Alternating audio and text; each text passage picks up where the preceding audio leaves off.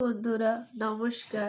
তো সবাইকে আমার ভালোবাসা ও প্রণাম জানিয়ে আজকে আমার ১ম গল্প শুরু করতে চাই বাংলাতে। এতদিন তো আমি হিন্দিতে বলেছি, সেটা দেখেছো। সো এটা আমি বাংলাতে ১ম বলব, যেটা আ এটা আমার লাইফ পারপাস এর জন্য অ্যাকচুয়ালি। সো যেটা আমি হিন্দিতে বলি ওটা আমি কন্টিনিউ করব আমার চ্যানেলে, বাট এটা আমি পাশাপাশি বাংলাটাও বলছি। মেইনলি আ এই সময়টা অনেক জায়গায় গীতা জয়ন্তী অনুষ্ঠান হয়। তো আমাদের এখানেও সেই অনুষ্ঠানটা হচ্ছিল। তো ওখানে বুক স্টল বসেছিল। তো আমার কাছে, আমাদের বাড়িতে তো গীতা আছেই। তাছাড়া আমার কাছে ছোট্ট একটা পকেট গিটার টাইপের ওটা থাকে সবসময়। কিন্তু ওই গীতাতে মানে সবগুলো তো সংস্কৃত থাকে। তো সংস্কৃত সবসময় বোঝাটা আমার পক্ষে পসিবল হয় না। তো ওইজন্য আমি এরকম একটা গল্পের মানে বই চাইছিলাম, যেটাতে আমি মানে সুন্দরভাবে বাংলা ভাষাতে মানে সুন্দরভাবে বোঝানো থাকবে। তো আমি ওনাকে মানে দোকানদার আঙ্কেলকে তাই বলেছিলাম যে, "আমাকে এরকম একটা গল্পের বই দিন, যেটা মানে ওই শ্লোকগুলো খুব সুন্দরভাবে বাংলাতে বর্ণনা করা থাকবে।" তো উনি দেন আমাকে এই বইটা দেয়, দেখো। সো এই বইটার নাম গল্পে গীতা। আর এখানে যে লেখকের নাম লেখা রয়েছে সেটা গল্প দাদু।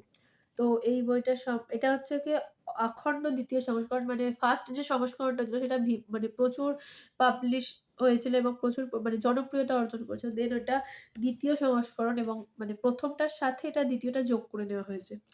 সো বেসিক্যালি এটা ওই মানে গীতার বিভিন্ন শ্লোকগুলো, অধ্যায়গুলো সুন্দরভাবে গল্পের আকারে বোঝানো হয়েছে এবং মানে খুব সুন্দরভাবে গল্পের আকারে বোঝানো হয়েছে। আমি নিজেও পড়ি এটা মাঝে, মাঝেই।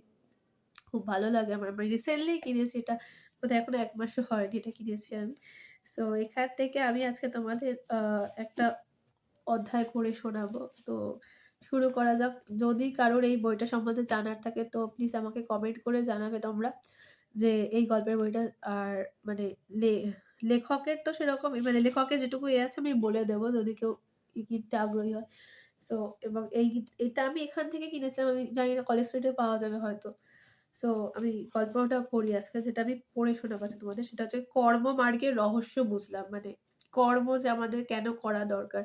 তো সেটা খুব সুন্দরভাবে এখানে গল্পের মাধ্যমে বর্ণনা করেছে, দেখো। ১ম এ আমি এটা বলে দিচ্ছি। নিয়তং কুরু কর্মঃ তং কর্ম যায়ো হকর্মণ্য। শরীরযাত্রাপি চ তেন প্রসিদ্ধেত্য কর্মণি। সো মেইনলি বেসিক্যালি এখানে যেটা বলেছে যে কর্ম কেন করা দরকার। তো এই গল্পটাতে যেটা রয়েছে সেটা হচ্ছে একটা বেদান্ত পণ্ডিত ছিল তিনি খুবই মানে আ ভক্ত ছিলেন ভগবানের, বেদান্ত পণ্ডিত মানে খুব বড় ভক্ত। কিন্তু তিনি কি করতেন, কখনো মানে নিত্য তপস্যা বা সাধনা বা পুজো পাঠ করা, জপ ধ্যান ইত্যাদি কিন্তু তিনি করতেন না। বাট তিনি নিজেকে বেদান্ত পণ্ডিত বলে আরকি ব্যাখ্যা মানে বলতেন আরকি সবাইকে যে, "আমি বেদান্ত পণ্ডিত।" তো খুব ভালো। এবার একদিন একজন বিদ্বান ব্যক্তি উনাকে বাড়িতে আমন্ত্রণ করেন যে খাওয়া-দাওয়ার জন্য আরকি। তো উনি সেখানে যান। সেখানে আ উনি মানে ওখানে আরো বিভিন্ন পণ্ডিতরা আসে। তো তারাও মানে নিজেদের কর্মকৌশল মানে যেগুলো করতে হয় আরকি প্রতিদিন সকালে উঠে নিজেদেরকে পরিষ্কার-পরিচ্ছন্ন রাখা, প্লাস পুজো পাঠ করা সেগুলো। তো উনাকে সেসব কিছুই লক্ষ্য করা গেল না। বাট উনি যেরকম ব্রেকফাস্ট এর টাইমে যে মানে প্রাতরাশ যেগুলো, সেগুলো সবই উনি খেয়েছে, মানে সবই করেছে। বাট উনাকে স্নান করতে দেখা গেল না, উনাকে পুজো পাঠ করতে দেখা যায়নি।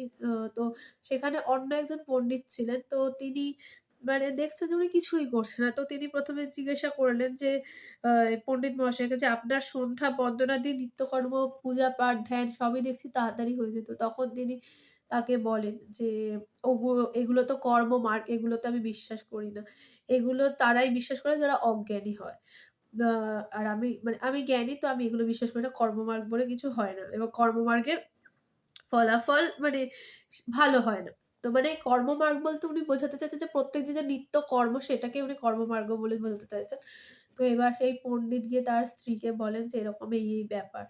তো তার স্ত্রী বলেন, "যদি আপনি আমাকে আজ্ঞা দেন তাহলে আমি সেই পণ্ডিতকে একবার আমাদের বাড়িতে নিমন্ত্রণ করে তাকে কর্মমার্গ সম্বন্ধে বোঝানোর চেষ্টা করতে পারি।" তো আ সেই পণ্ডিত মহাশয় তার স্ত্রীকে সম্মতি দিলেন এবং বললেন যে, "ঠিক আছে।"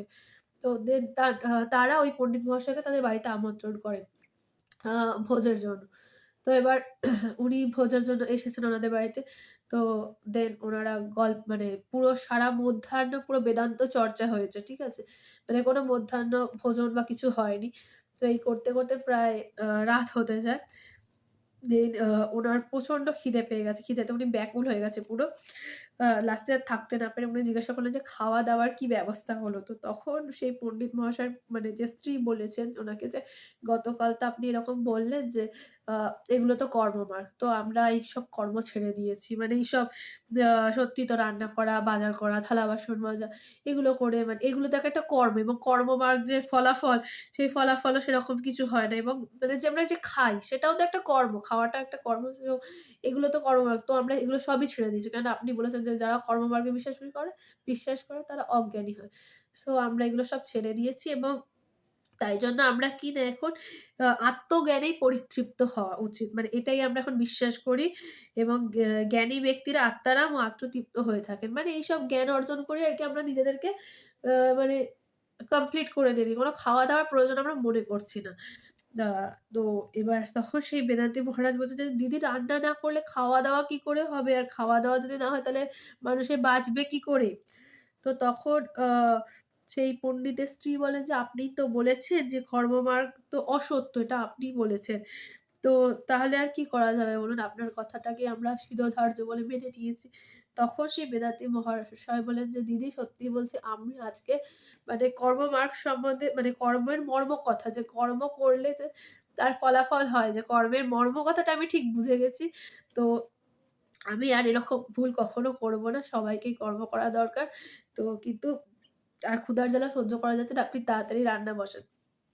তো এই এই গল্পটা পড়ে আমরা এটাই জানতে পারি যে প্রত্যেকের জীবনে কর্ম কতটা ইম্পোর্টেন্ট। যে যেখানেই আছে প্রত্যেকের জীবনে আমাদের কর্মটা ভীষণ ইম্পোর্টেন্ট। নিজেদেরকে নিজেদের কাজ করতে হবে। আর ভগবান শ্রীকৃষ্ণ বলেছেন যে, "তোমরা কর্ম করো, ফলের আশা করো না।" সেটা দেওয়ার জন্য ভগবান আছেন। আমরা আছি আমাদের কর্ম করার জন্য। তো এই গল্পের মাধ্যমে এটাই প্রমাণিত হয়। আজকের মতো এখানেই এই গল্পটা শেষ করলাম। তো নেক্সট দিন আরেকটা গল্প আমি বলব এই গল্পের বই থেকে।